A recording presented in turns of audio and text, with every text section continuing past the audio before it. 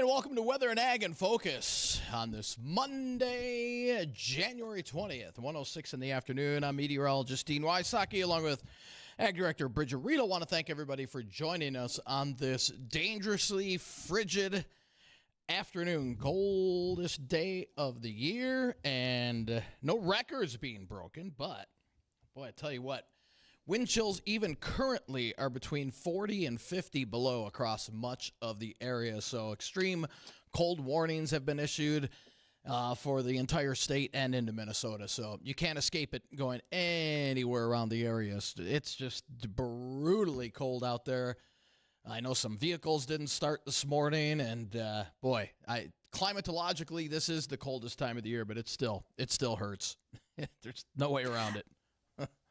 Well, and right now, you said we're not breaking any records. So this is January. We've had this before. Thankfully, it's a cold, short stretch. Mm-hmm. We'll have a little bit of a warm up midweek because we've had years where we saw this for 10 days or more. Oh, yeah. And it's been, it's mind boggling when that happens, but yet it does.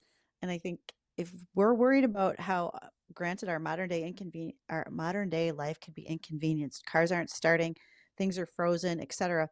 You aren't living in a tar paper shack on the prairie like many were about 140 years ago. That would be a lot less pleasant, I'm afraid. Yeah. And they made it. They did somehow. It's we've become spoiled, so to speak, with all the. So to speak. Yeah, it's but cold is cold, and I had an email today. Dean, how does the wind chill affect our vehicles?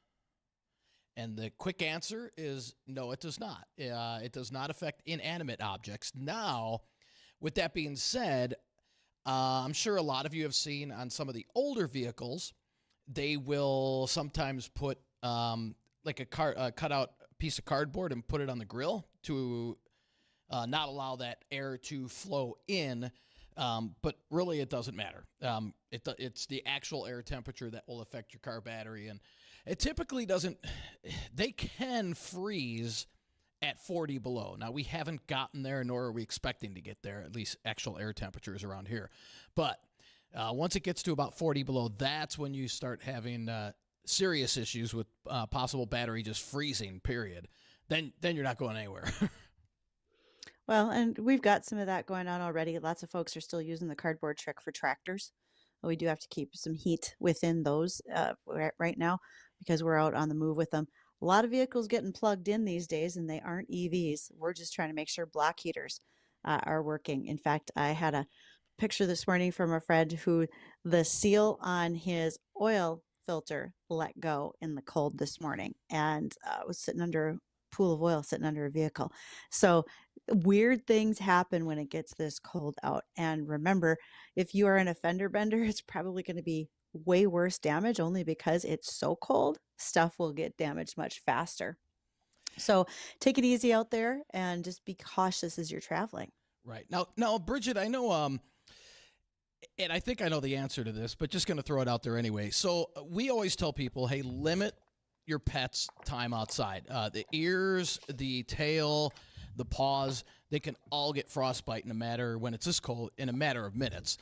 Why does this not affect our livestock as much? Is it just more hardy, or what's the exact reason? They're built differently, thicker hides. Remember, the hair on those animals is hollow to act as an insulation. Mm-hmm. They are bred to be outdoors. Now, if we brought a newly shorn Great Dane outside and he just doesn't have the hair that's going to be able to be helpful to him, the same way we don't bring up southern thin-hided cattle to this region at this time of year. So we keep an eye out for all of those things and try to make it as easy on our livestock friends as we possibly can. Right. So a little warm up's going to be nice. In fact, most ranchers will tell you those big swings in temperature are tougher on animals than if we just stayed moderately steady and kept, whether it's going to be colder or warmer, but those big swings are a lot tougher for the animals' bodies to regulate. Gotcha. All right. Well, we've got John on line one.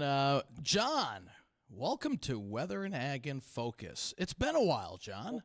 We were worried about you. Well, No, I just try not to annoy Bridgette. Thanks, John. But Mr. Wysocki, I have a disagreement with you. Oh, here we go. It wouldn't be the first time, John. Well, and I'm going to tell you this from the mechanical perspective. Yes, wind chill actually does have an effect on your vehicle, but all it does is just like a human being.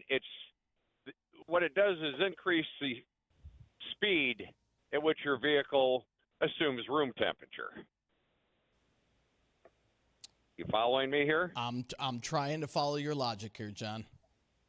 Okay, if you put your vehicle out facing the wind, Sure.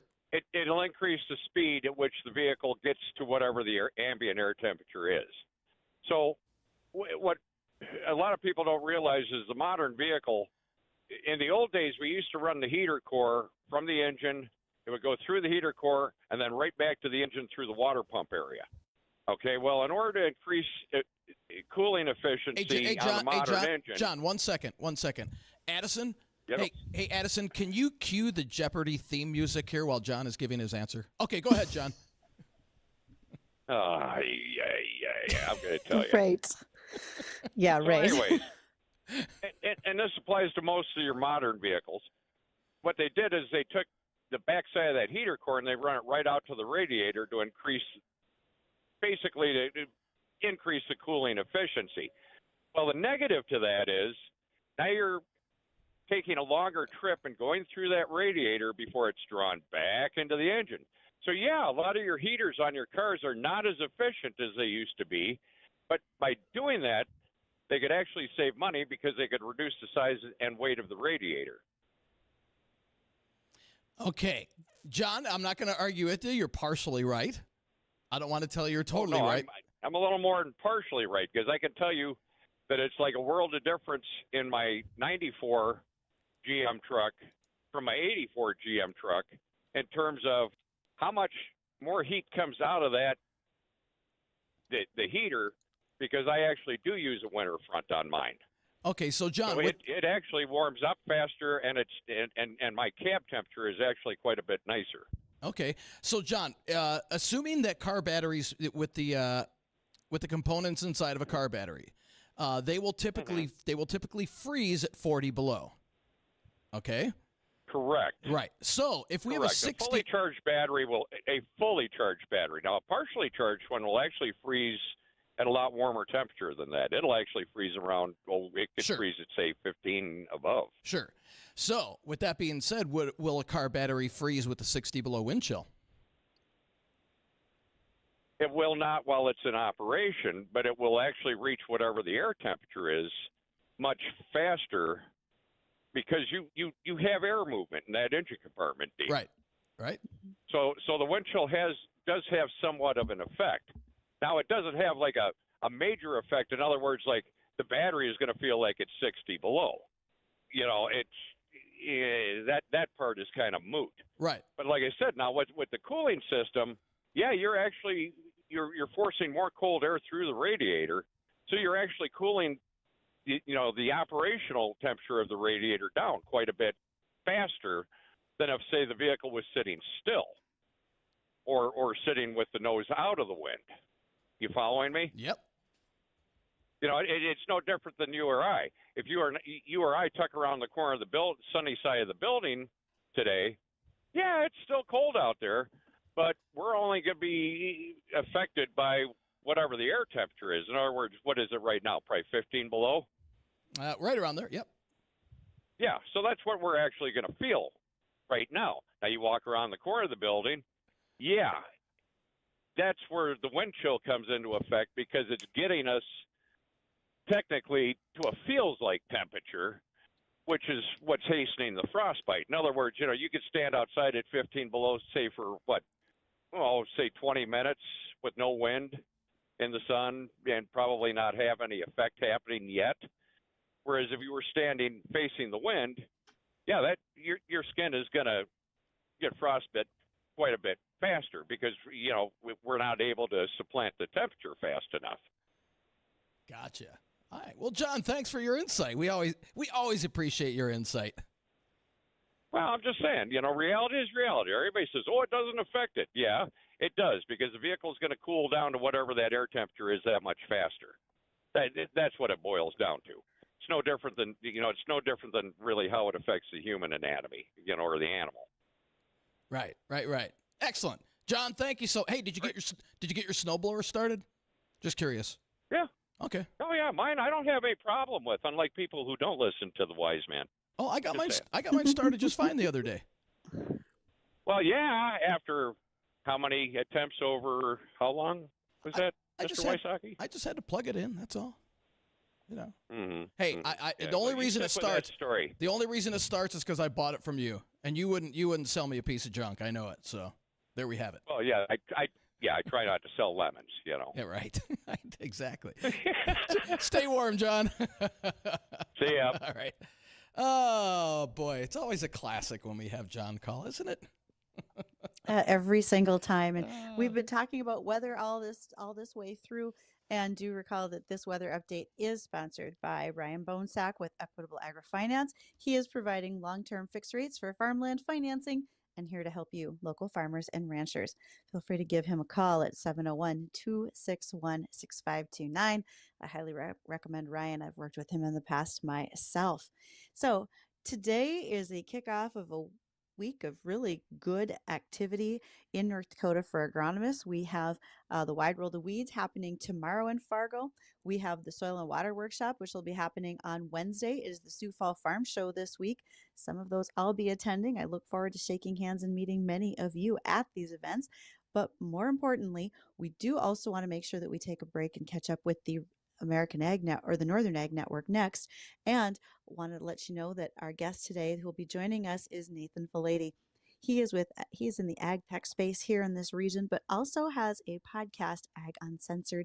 He also has Boundary. So for those of you who are making those farm site maps for kids to play on, that's one of the projects that Nathan does. And I have lots of ag tech questions for him, especially after the Consumer Electronics Show was recently held in Las Vegas. And ag was front and center, as they many times are during that event. So looking forward to catching up with Nathan after the markets. Be right back.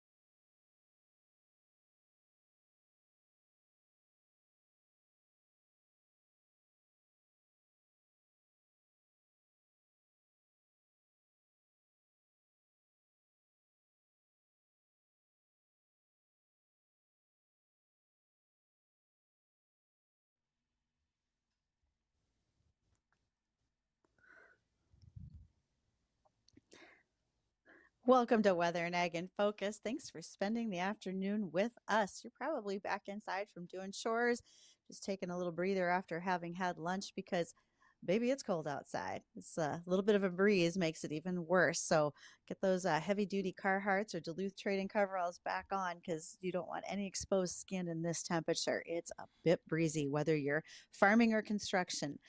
You guys take it easy out there. It's a rough day to be in the outdoors. We have with us a guest today, Nathan Falaide. And Nathan is a familiar sight in the ag tech space in this region. He also has a podcast, the Ag UnCensored podcast. And Nathan, how are you doing today? Coldish, I suppose. I gotta wear my hat for sure today because I don't have much hair on top, so gotta be careful. Okay, I found this funny. When my grandmother was still alive, she would think that on super cold days that the cold would affect the phone lines. As a tech guy, I bet you're going to say, no, that can't actually happen.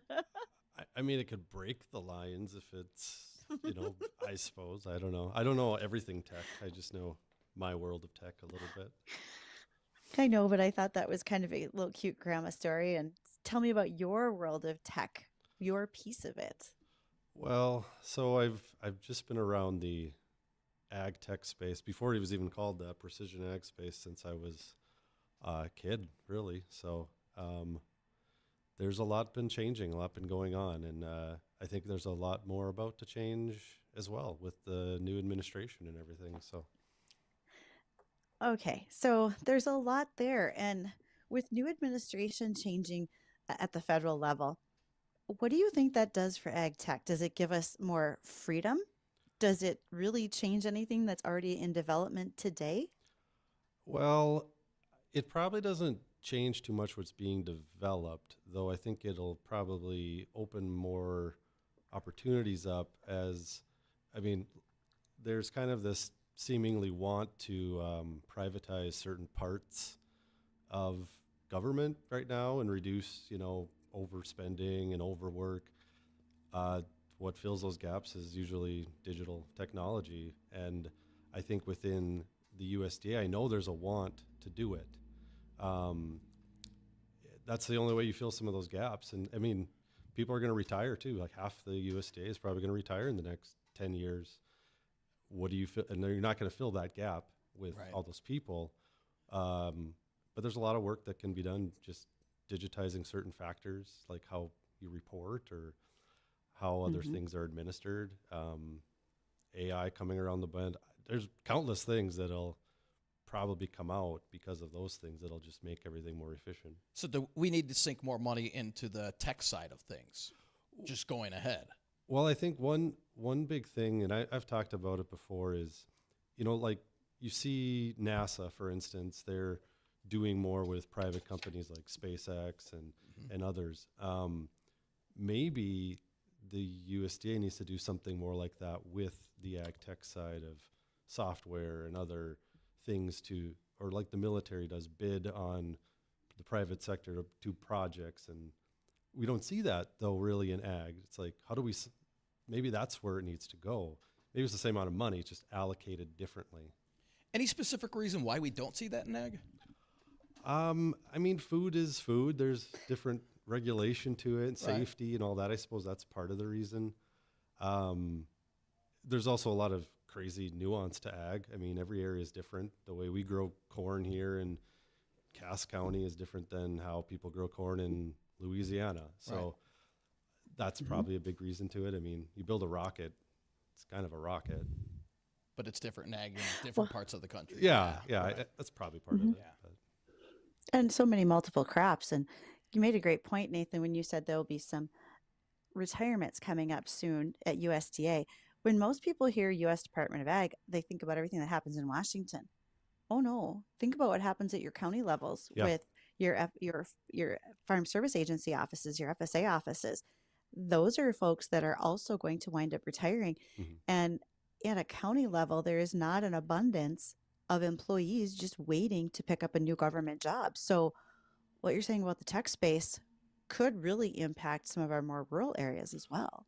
Well, something to think about. So about 10 months ago, I talked to I'll just say the former head of one of the agencies within the USDA under the past Trump administration. And there was a whole factor going on there to basically re-engage digitizing all parts of the USDA, especially the FSA.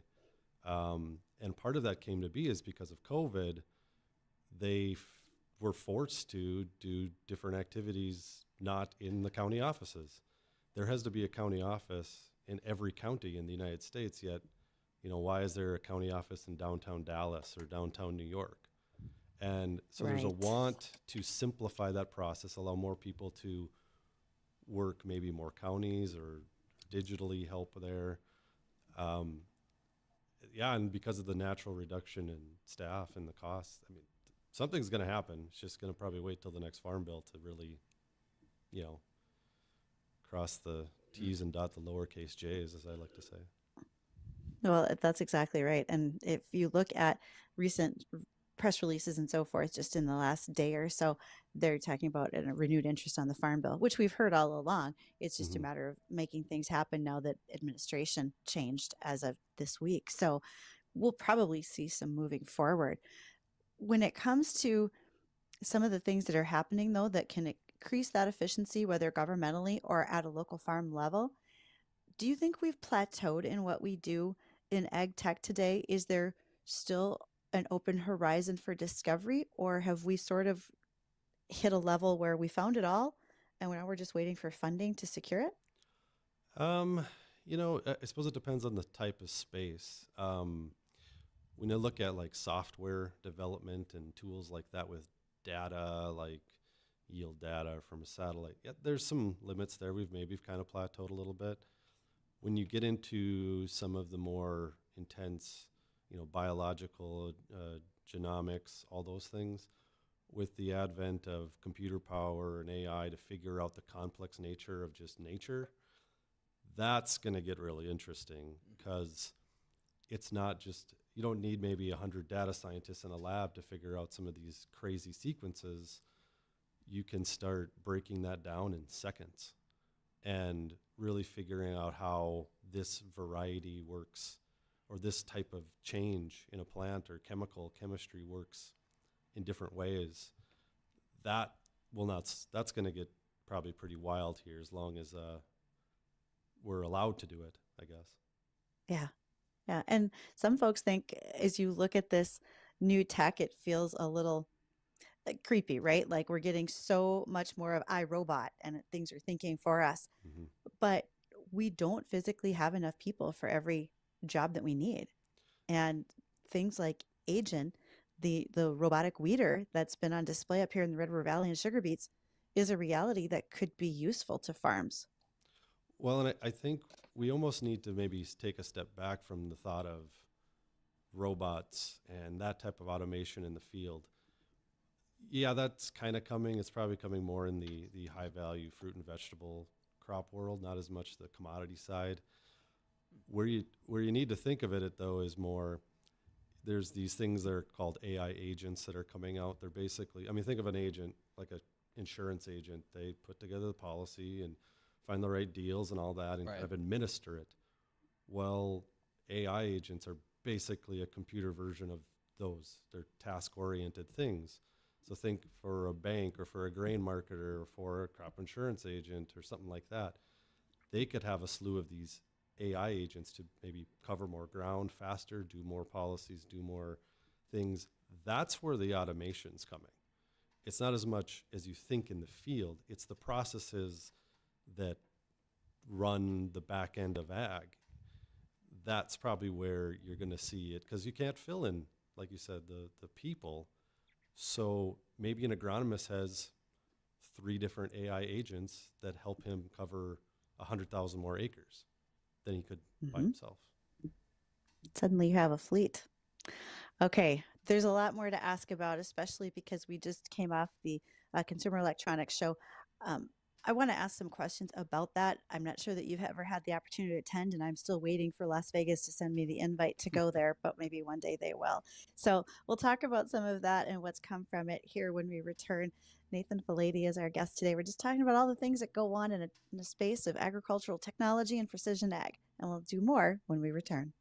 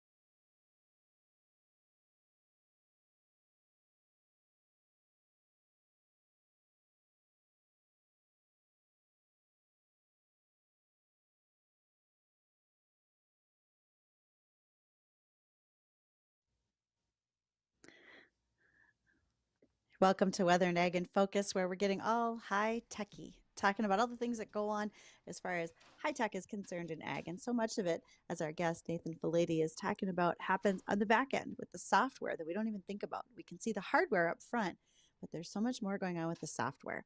So, all right, Nathan, I have some maybe unusual questions, and I know we didn't necessarily talk about these, but Sure. I'm just curious what your thoughts might be. And one of them is, when we see the Consumer Electronics Show every year in Las Vegas, it rolls out some pretty fascinating and amazing items. In fact, the iPhone was once shown there, and people thought that was fascinating, and yet here we are today. When you hear that John Deere was one of the top 5 exhibitors, are you surprised at that? Do you see them more as a innovative tech company than an equipment company these days? I think they need to change the mantra around what they are, because when you are just known as an equipment company, it doesn't reach the masses as much. And John Deere's the largest ag brand in the world, so it's just a natural thing for them to connect more into the broader world of things, to garner interest around it, and also to probably recruit people away. I mean, John Deere has the power to take people away from the Amazons, the Facebooks, the Googles of the world. And part of that is to be at a show like that is to actually showcase that they're on the same stage. And when you think about what John Deere does, they've made some pretty big announcements that they want to make a whole seeding planting regimen autonomous. So from start to finish, that crop gets planted with an autonomous tractor, all the functions on the planter like exact shot and so much more. Mm-hmm. Do you feel that it's a feasible timeline for them? Let's put it this way: as farms are going to get bigger, the top producers that farm the most are probably going to go that direction for reasons of efficiency and whatnot. Even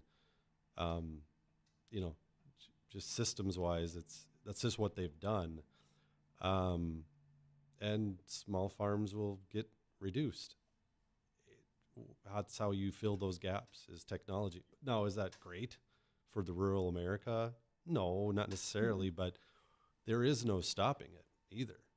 The system's not set up to stop that, to incentivize being smaller, unless you're in very niche areas. So yeah, if you they see the writing on the wall. And some of those niche areas, like you said, might be more of, bringing it back full circle, back to talking about like vegetable farms, specialty farms, because they can see using some of this technology faster due to labor costs versus maybe some of our extremely large crop production farms that are corn, soybean, wheat, etc. Well, and the other side that I don't think a lot of people, at least, and I know my friends don't back home that farm, there's a real teetering aspect of this. When you go outside the U.S., you go to Brazil or, even Australia, but like other parts of Europe, and we're going into Africa, these mega farms. I mean, they're 1 million+ acre farms. They're huge. That's actually what they're building this for. They know the general normal average farmer is not going to buy this. When you have a farm in Brazil that orders 200 new combines a year, of course they want automation. That doesn't exist here. But we also forget that, okay, you can then raise, more corn cheaper. Well, there is a point already happening in the U.S. due to technology that it's becoming too expensive to grow baseline commodities here. So they'll just move production somewhere else, and technology will actually help in that. And what that does, honestly, it's things are going to change a lot, especially with all the land changing hands in the next 20 years from people, passing away, retiring. You add the two together, farms just get bigger and production will shift. Like in California on high value crops with tech, they're leading the way, but they're losing acres to Peru for things like, other fruits and vegetables, because they can hire 100 people for $10 a day. Now, what would that do to prices? Because if you're selling, we're talking years down the road when, we're selling off to corporations, AI is introduced a little bit more. Would that help bring prices down technically, or not necessarily? Probably down. So that's why the production might move to places where it's, there's less regulation, there's cheaper labor. Right. Then there's markets that want more, special tracking of things. Consumers in the U.S. want to more and more know where their food comes from. But we're not a huge market for that either. Not everyone cares. It kind of depends, disparity where people, where's the poverty line, more or less.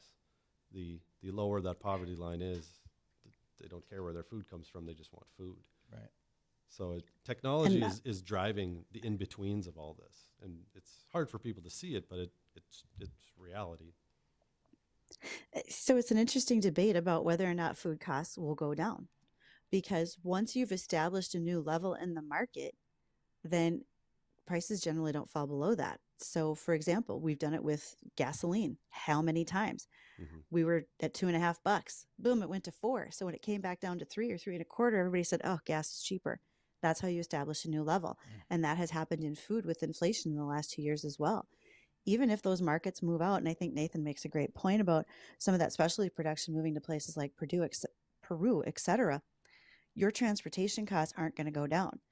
There's stories in the news right now about the fact that the Panama Canal has a new reservation system. And so cargo freight prices are going up. So even if it's cheaper to produce in that country, the freight to get it back here will not go down. And they know we've established a new low in the marketplace. Yep.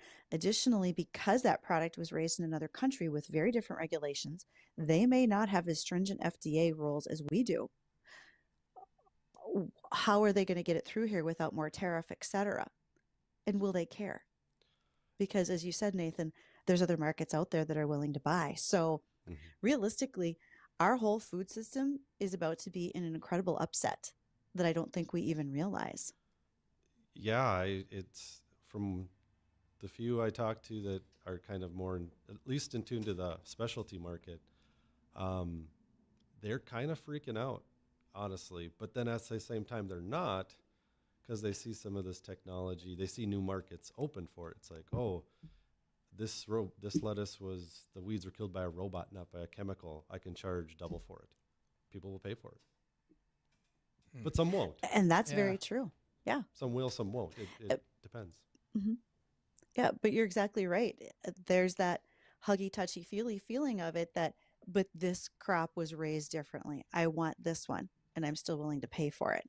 But the bigger concern across most of this country is the fact that people want to eat, and there's a lot of places where they're still struggling to fill their plates every day. Mm-hmm. So this discussion is not an easy one. There's a lot of things that are changing, and it's happening, just like you said, not even with the hardware, but with the software. And how does that drive this industry very differently? Yeah. Geez, look at that tangent we just had. I could do this all day, but yeah, there's how many tangents do you want to go down? And Nathan and I were talking off air, Bridgette, about with AI technology and self-automation, how many insurance companies are going to cover these large tractors, and Nathan was saying there's some that may not, and then so that's going to limit what we can do as well, right? Well, if you have a $1 million tractor, 800 horsepower, and somehow it gets disconnected and can't manage itself, how do you stop it? And will that run into a house or a business? And that's always been a struggle with the larger automation versus smaller things is the insurance side of it. That's actually been kind of the number one thing I've always heard from the OEMs is it's not about that we can or can't do it. It's about can it be covered if something happens? Okay, so and I know we don't have a lot of background information on this, but it sort of leads to the whole situation with right to repair. Minnesota and Illinois are two states that are now suing John Deere for the right for farmers to repair their own farm equipment.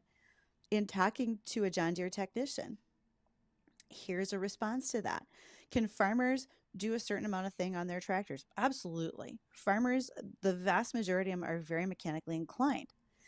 But if you think you are changing just one small component and you unhook the negative and the positive in the wrong order off the battery, you can fry a computer on that machine. There are 9 different computers on that John Deere tractor valued at roughly $30,000 each, those microprocessors.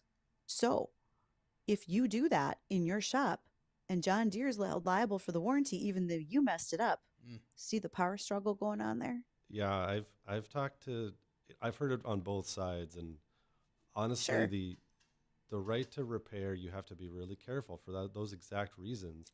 And then you get to the safety reasons. If, you have these giant machines that cost a lot.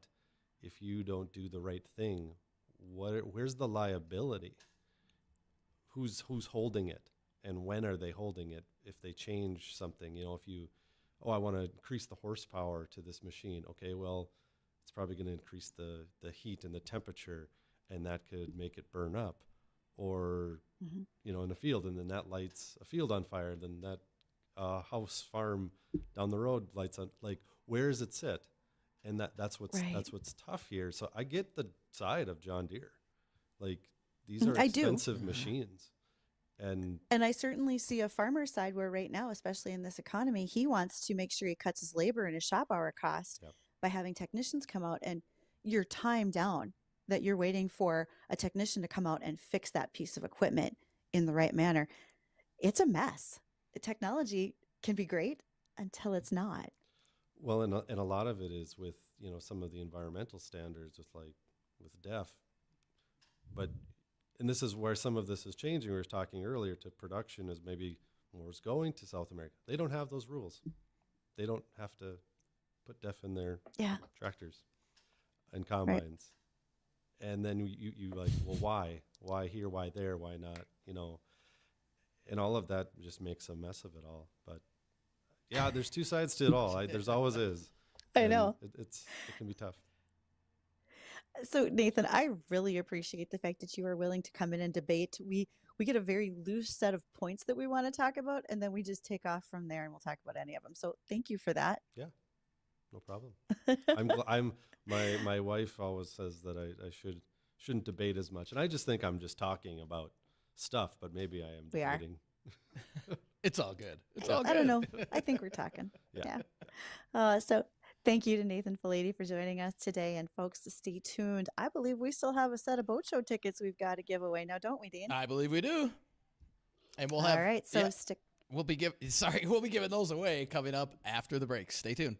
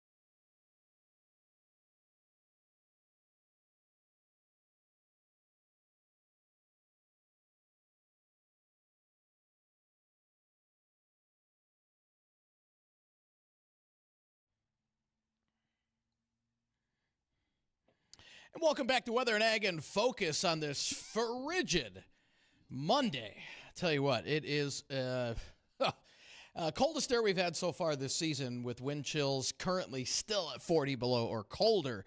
And what a time to think about summer, and nothing better than the boat show to talk about that. So we're going to give away 2 tickets to caller number 4 to go to the boat show as we head towards the end of the weekend, to the upcoming weekend. So if you want 2 tickets to the boat show, shoot us a call, caller number 4, or 701-293-9000, and those tickets will be yours.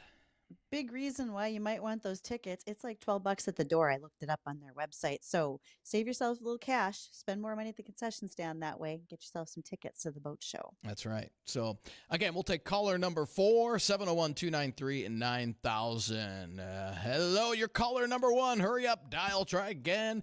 You are caller number 2. Try again. And you are caller number 3. Try again. And here we have it. And who is this? Caller number 4, congratulations. This is Chad. Chad? Yep. Chad, have you ever been to the boat show? No, I haven't. Yeah, I have, I guess. Okay, all right. Well, congratulations. You got a set of tickets here, and it will be a little warmer to go there for next weekend, so that's good news. You won't be fighting 30 to 50 below wind chills. So, Chet, hang on the line, and our producer, Addison, will get all the information from you that we need. All right. All right, thanks. All right. So there we go. Yeah, and, hey, what a better time to start thinking about spring and summer with this Well, cold before you even weather. get to that, think about Valentine's Day. And right now, Valentine's Day is approaching fairly quickly. Remember, most of you are out there thinking already about buying that delicious box of chocolates. You will see an increase in chocolate prices this year. Cocoa has gone up tremendously. It actually has taken an increase of about 51% over the last couple of years, which is a historic high for a commodity crop to take such a major leap in cost. There have been supply issues happening on the Ivory Coast due to the fact that they had a drought followed by a drop in production. And so they're finding that right now there's a lot more people who want cocoa for chocolate than they can supply, and thus driving up price. Even since Halloween, candy producers such as Hershey have reported an increase in the production of sweets that do not contain cocoa. And so they're selling more things like gummy bears and so forth, where they can step away from the chocolate and the cost of it. So you may see less chocolate on the shelf. You're definitely going to see a higher priced chocolate. Again, is one of those commodities that we don't normally see take such an increase. In 1 year alone, it took about 22% jump up in what you're paying as a buyer in order to manufacture the chocolate. So keep that in mind. Stock up. Maybe look at a layaway plan for the really big chocolate hearts when you pick one up. And Bridgette, what about increases in the Panama Canal shipping rates? How's that? That'll affect prices here, won't it? Tremendously. So actually, they put in a new reservation system at the Panama Canal so that you could find a slot to move your cargo ship through in a timely fashion, but you have to pay for that. And because of those payments and changes in the reservation system, shipping charges are indeed going to be going up. A lot of folks may not realize that it's the fastest route that takes our ports, so such as the Gulf of Mexico ports like Louisiana, all the way around as fastest route into Asia. What goes through our U.S. port or through the Panama Canal from our U.S. ports? 29% of our U.S. soybeans, 18% of corn, and 91% of sorghum. So we are going to indeed see some increased shipping costs that go along with that. Now, of course, we all know that there's a lot of discussion being made about whether or not the U.S. will take control of the Panama Canal. That was my next question, right? That is too far to tell. That reservation system has happened now. Those price increases are taking effect right now as we are seeing product on ships coming through the Panama Canal. So we have a ways to wait until we sort out who owns what when it comes to land rights, etc. Wow, interesting. Well, that'll be something to watch over the next year, probably. We will indeed. Yeah. That's not going to go away. Yeah, no doubt. Well, I want to thank everybody for joining us on Weather and Ag in Focus. For Bridgette and myself, stay warm out there. Dangerous wind chills continue all the way through tomorrow afternoon. Don't go anywhere. Jay Thomas Show. It's coming up next.